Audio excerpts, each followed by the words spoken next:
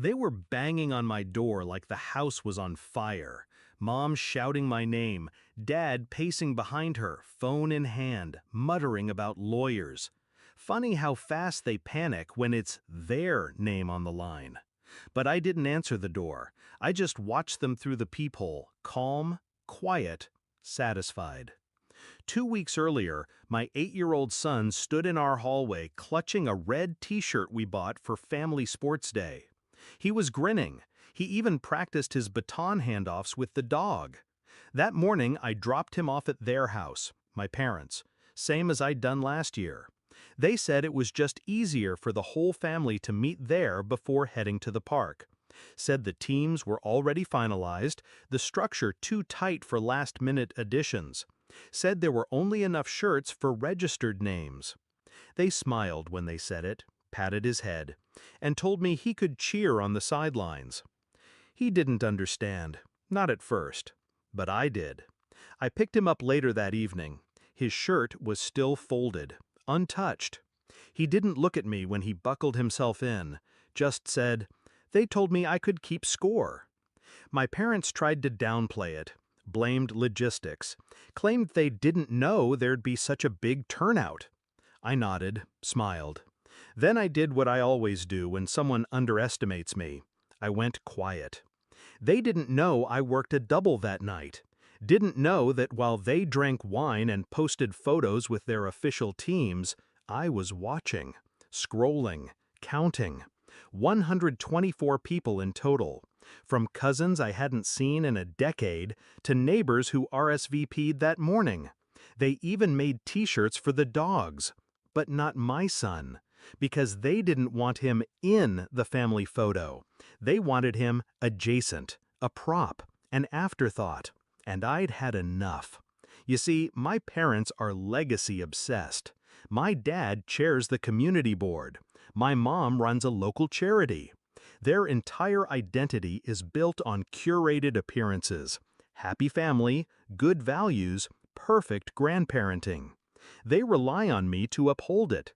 The single mom who made it work, the nurse who stayed close, the obedient daughter. They never imagined I'd be their reckoning. But I've spent the last decade learning to make wounds invisible, to cut in silence, stitch without drama. I'm surgical when I need to be.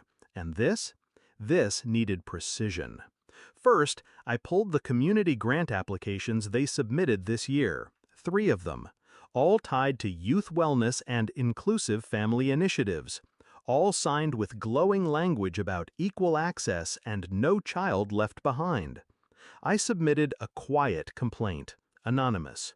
Then I requested the attendance records from the City Parks Department, Sports Day registration lists, names, dates, team rosters, every child listed, every parent, every dog. I attached photos, the family group shots, the team rosters, and the caption boasting, "Everyone joined in, everyone but one." They received a call within the week. The local news picked it up first.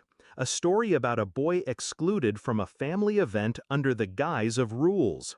The phrase, "only enough shirts for registered names," became a headline. But the real damage came later. The grant was suspended pending investigation.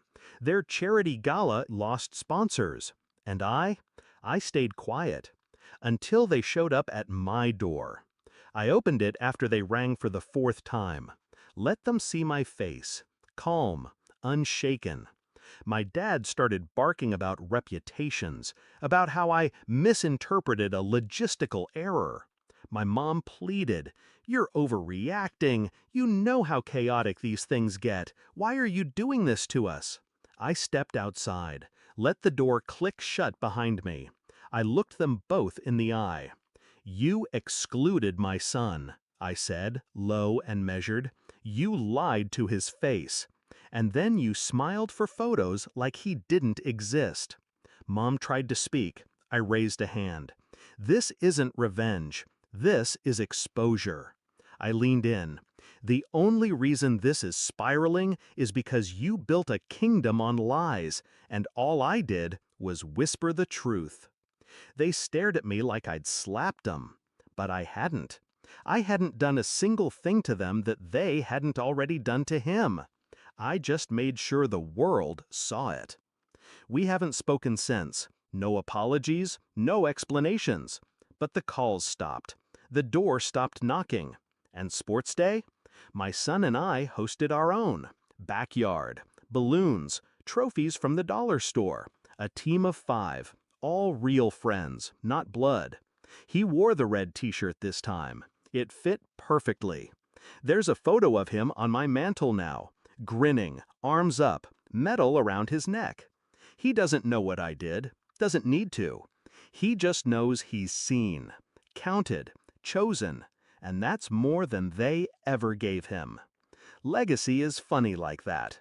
My parents spent their lives building a name they thought would outlive them. Turns out, it only took one child.